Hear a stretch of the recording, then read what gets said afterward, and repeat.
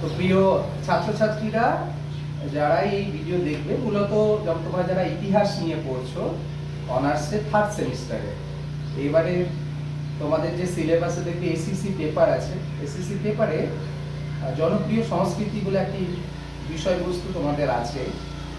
তো কেন্দ্র সরকার এবং রাজ্য সরকার বিশেষভাবে উদ্যোগী আমাদের দেশের এবং রাজ্যের বিভিন্ন প্রান্তে ছড়িয়ে ছিটিয়ে থাকা যে লোক সংস্কৃতি, সেগুলিকে জনপ্রিয় সংস্কৃতি, সেগুলিকে বাঁচানোর জন্য এবং আগামী প্রজন্মের কাছে যাতে সেগুলি আসে, সেগুলো সমাজে অত্যন্ত গুরুত্বপূর্ণ ভূমিকা পালন করেছে দীর্ঘদিন ধরে, এখনও করছে। সেগুলো সম্পর্কে তো সবাই জানে না, সেই বিষয় নিয়ে জানানোর জন্যই সিলেবাস। তো আমি তোমাদের রিয়াজ স্যার, আমি রিয়াজুল মিদ্দেক। এই বিষয়ে খোঁজ খবর করতে গিয়ে আমরা একটা সিলেবাস আমি দেখলাম, সেটা হচ্ছে গম্ভীরা গান এবং গম্ভীরা নাচ।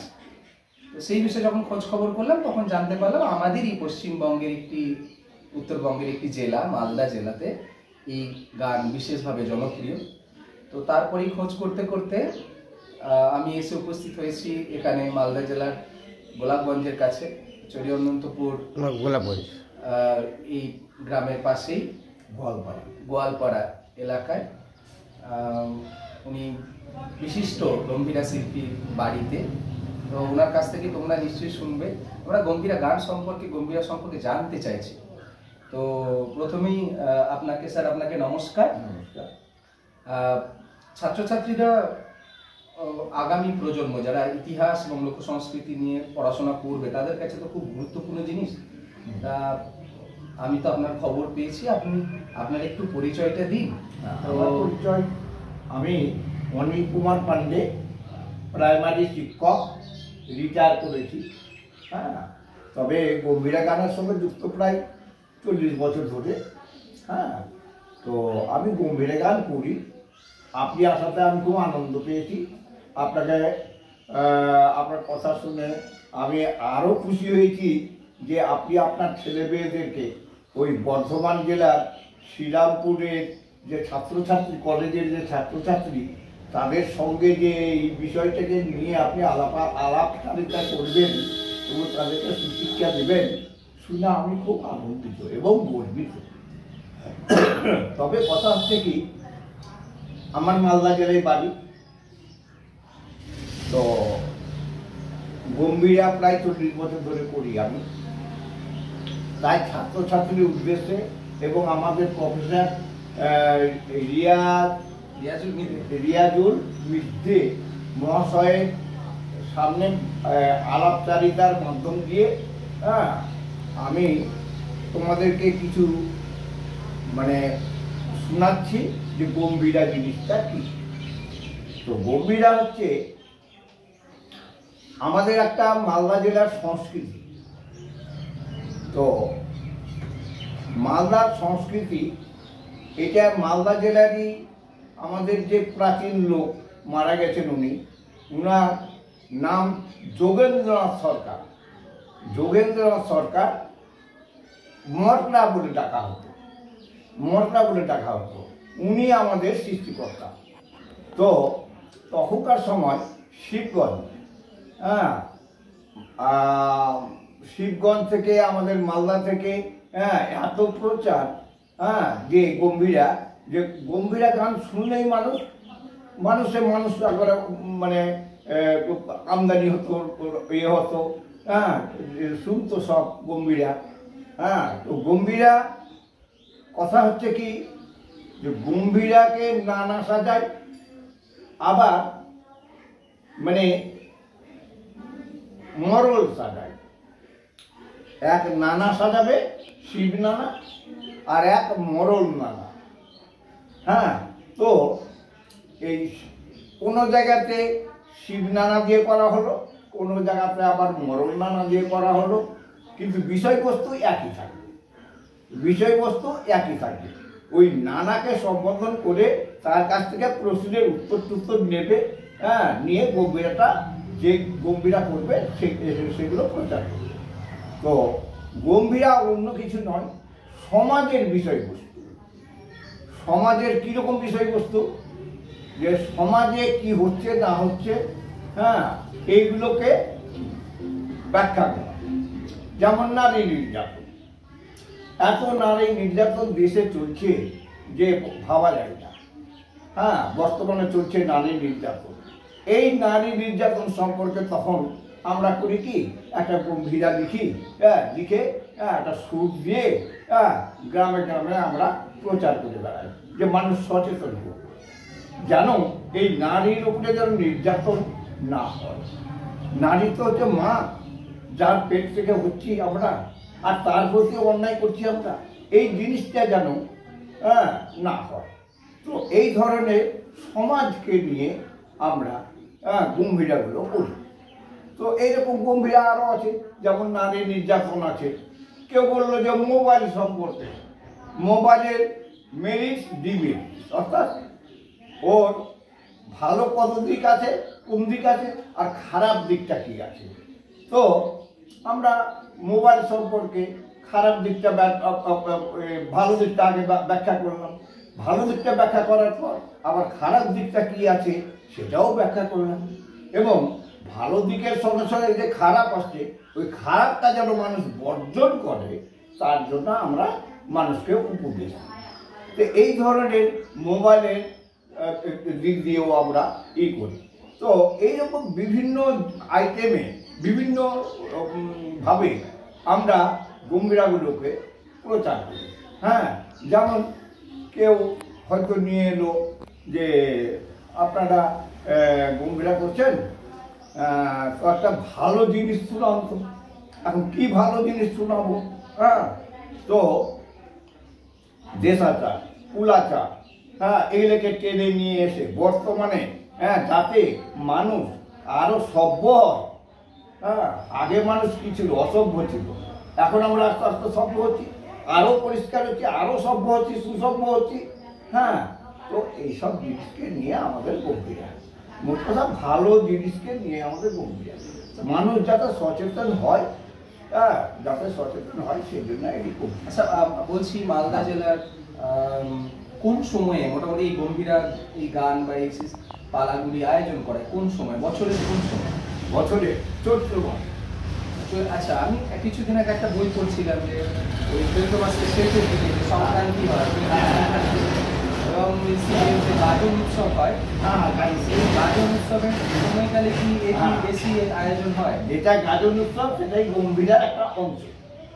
আচ্ছা, ওই যে 5 দিন ধরে যে গাজনের যে পর্ব চলে, 5 দিনের পর্বে থেকে আপনি যে গানের কথা বলছেন, ওই 5 দিনে কি গান, গম্ভীরা গান কি ব্যবহার করা হয়? হ্যাঁ, ব্যবহার করা হয়। আচ্ছা আচ্ছা। আর মালদা জেলাতে আর কোন কোন জায়গায় মোটামুটি এই গম্ভীরা যে গানের যে প্রচলন আছে, কোন কোন এলাকা আপনি যদি মনে আছে কিছু যদি বলেন? হ্যাঁ, গম্ভীরা মোট কথা মালদা জেলায় যেমন মানিকচকে, হ্যাঁ, যেমন মানিকচকে, রতুয়াতে, হ্যাঁ, তারপরে ওল্ড মালদায়, হ্যাঁ, আইও, আচ্ছা, আইও বুলবুলচন্ডী, হ্যাঁ, এইসব জায়গাতে বেশি প্রচলন। হ্যাঁ, যেমন আমি শিলিগুড়িও গেছি গম্ভীরা করতে, ওটা আলাদা জিনিস। হ্যাঁ, যেমন এখান থেকে আমি এতে গেছি, কাঁধি গেছি গম্ভীরা করতে। পশ্চিমবঙ্গের বাইরেও গিয়েছেন? হ্যাঁ, আচ্ছা, আমি শুনছি, আমি আপনার না, আমি আমি জানি। আচ্ছা, অন্য বাড়ি। হ্যাঁ, আচ্ছা, আমি এই শুনছিলাম যে আপনি বলছেন যে পুরস্কার পেয়েছেন শুনলাম। পুরস্কার বলতে মানে আরেকটা কথা, বই পড়তে গিয়ে আমি একটা জিনিস দেখলাম, গম্ভীরা চরকে মানে আমরা তো জানি দেবতা শিবের উদ্দেশ্যে তো চরক হয়, চরক পূজা। চরক পূজা যখন প্রথম এই গম্ভীরা নাকি যখন হয়েছিল, আমি পড়ছিলাম যে এটি নাকি খুব পুরনো। মানে আমাদের দেশে যখন হিউয়েন-সাং এসেছিলেন প্রাচীন ভারতে, হিউয়েন-সাং নাকি তার লেখাতে নাকি গম্ভীরা গানের কথা উল্লেখ করেছে। তবে হিউয়েন-সাং এর যে সময়কাল, হিউয়েন-সাং এর সময়কাল কিন্তু রাজা হর্ষবর্ধনের সময়কালে, মানে অনেক পুরনো। সেখানে এই সঙ্গীত মানে এই গম্ভীরা গানের কিন্তু উল্লেখ উনি যেহেতু করেছেন, প্রথম নাকি এই গান শিব বা পার্বতী এইসব নিয়ে নাকি আগে থেকে শিব পার্বতীকে এখনো কি শিব পার্বতী পৌরাণিক চরিত্রকে নিয়ে আমরা করেন? মানে পৌরাণিক চরিত্র কি এই গানের মধ্যে আসে? হ্যাঁ, শিব পার্বতী আছে। ওটা কি পরে এখন কি একটু আপনি যেমন বলছেন যে এখন ওই সামাজিক সমস্যা বা ওইসব নিয়ে হ্যাঁ, সামাজিক যে কোনো সমস্যা নিয়েই আমরা গম্ভীরা করি। তো সুরের কি পরিবর্তন হয়েছে? হ্যাঁ, সুরে অনেক ভ্যারাইটির সুর আছে। মানে আধুনিক সময়কালে সুর হ্যাঁ, পাল্টেছে। হ্যাঁ, সুরের ধরনটা কি হয়ে গিয়েছে? হ্যাঁ, একই ভ্যারাইটির সুর আছে। হ্যাঁ। একরকম সুর নেই। হ্যাঁ, যে যত রকম ভাবে পারে খেলাতে, হ্যাঁ, শ্রুতি মধুর হয় যেটা সুর, সেই শ্রুতি মধুর সুরে গান করে। আর যেটা ওই গম্ভীরার কথা বলতে বলতে একটা জিনিস পেয়ে গেলাম আমি আপনার কাছ থেকে, কি যে চড়ক পুজো। চড়ক পুজোটা আপনার কথার মধ্য থেকে বেরিয়ে এলো। হ্যাঁ, ওই চৈত্র মাসেই হয়। চড়ক পুজোতে ওই একটা আগেকার বহু আগে থেকেই প্রথা চলে আসছে, আমরা চোখে দেখি, হ্যাঁ, কানেও শুনেছি, চোখেও দেখেছি। হ্যাঁ, যে একটা মানে মধ্যবয়স্ক ছেলে, একটা বাচ্চা ছেলেকে আর কি ওই একটা বাঁশ ই করে দিয়ে, বাঁশের মধ্যে দড়ি দিয়ে এই পিঠের উপরে বনশি দিয়ে দিবে, হ্যাঁ, দিয়ে ঘুরাবে। হ্যাঁ, এই যে গম্ভীরার একটা গাজনের, গম্ভীরা বা গাজনের যে একটা উৎসব, তাতে প্রচুর লোক আসে এবং দেখি আমরা, হ্যাঁ, যে একটা বনশিতে একটা ছেলেকে উপর করে রেখে দিল, দিয়ে হ্যাঁ ও উপরে ঘুরছে। ও এটা কিভাবে সম্ভব? আর ছেলেটাকে লাগে না নাকি? চড়ক পূজার সময় এটি এই যে 5 দিন ধরে যে চড়ক পূজা হয় সেইটা সম্ভবত তৃতীয় দিনেতে এটা করা হয়। তো এটা হতে পারে দেবতার আশীর্বাদই হতে পারে যে তার শরীরে কোনো রকমের ক্ষতি হয় না। বলছি আপনি তো অনেক বছর ধরে গান করছেন, তো আপনার এই যে দলেতে কেমন বয়স্ক সব ছেলেরা রয়েছে? আমার বয়স তো 80। আপনার দলে তো আমার দলে, হ্যাঁ, আপনার ধরুন আমার বয়সের থেকে কমই আছে। আমার বয়স থেকে যারা বেশি ছিল তারা মারা গেছে। আমার সঙ্গে যারা গম্ভীরা করতো, হ্যাঁ, বয়স্ক ছিল, তারা মারা গেছে। 4-5 জন মারা গেছে। আর বাকি যেগুলো আছে আমার বয়সী বা আমার কম বয়সী, এখন কম বয়সী ছেলেরা এসে ঢুকছে। এখন কম বয়সী ছেলেরা এসে ঢুকছে। হ্যাঁ, বেকার বেকার ছেলেরা কি করবে, গম্ভীরা করে এটাও ওদের মাসে 1000 টাকা করে পাবে। হ্যাঁ, এই একটা সুবিধা। হ্যাঁ, গভর্নমেন্ট দেয়, সরকারের সাহায্য। তো একটা অভিনয় করতে গিয়ে, ওই গম্ভীরা করতে গিয়েই, হ্যাঁ, আমরা 10,000 টাকা পেলাম, 10 জনের 10,000 পেলাম, আমরা 1000 টাকা করে পেলাম। আচ্ছা, একটা লাভ হয়। আচ্ছা, আর মাসে মাসে আবার গম্ভীরা যাদের আইডেন্টি কার্ড আছে, সরকার থেকে যে আইডেন্টি কার্ডের ব্যবস্থা করেছে, যাতে করে আপনার কার্ড আছে? আমার আইডেন্টি কার্ড আছে, তবে আমি পেনশন পাই। আমি শিক্ষক, ওই জন্য আমি কি পাই আপনি নেন। হ্যাঁ, তবে গম্ভীরা করতে যারা করেন তারা কিন্তু এই সরকারি টাকাটা পায়। আর যারা গম্ভীরা করতে যায়, হ্যাঁ, ধরুন আমিও গেলাম, ওই টাকাটা পাবো।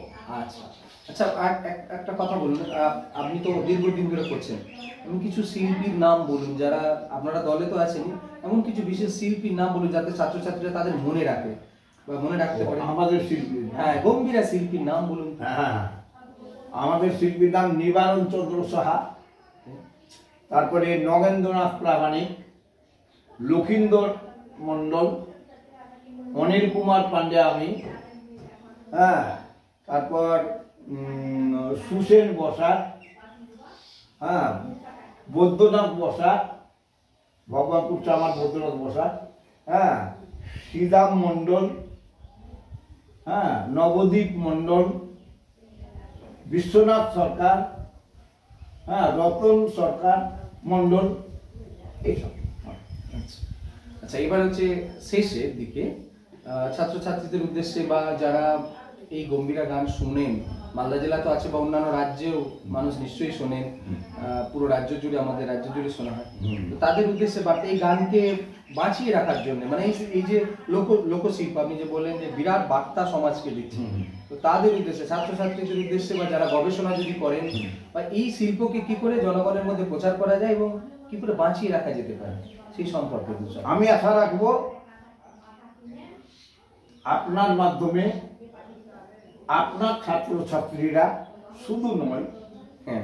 আরও যারা আছেন অনেক ছাত্রছাত্রী যারা কলেজে পড়াশোনা করছে, আমি সকলকেই বলবো যে আমাদের পশ্চিমবাংলার যে সংস্কৃতি গম্ভীরা এবং গাজন উৎসব, হ্যাঁ, তো এই গম্ভীরা এবং গাজন উৎসব সম্পর্কে জানুক, দেখুক এবং শিখুক। এবং শুধু শিখলেই হবে না, জিনিসটা যেন প্রচার করে, এটাও আমি চাই। আমার ছাত্রছাত্রীদেরকে আমি বলবো, আপনার ছাত্রছাত্রীদেরকে আমি বলবো, হ্যাঁ, যে তারা যেন এই গম্ভীরাকে, হ্যাঁ, সুন্দরভাবে মানে জনসাধারণের মধ্যে যেন প্রচার করতে পারে, বুঝাতে পারে মানুষকে, এটাই আশা করব। আমি আশা করব যে আপনি আমাদের প্রফেসর মশাই বর্ধমান জেলার শ্রীরামপুর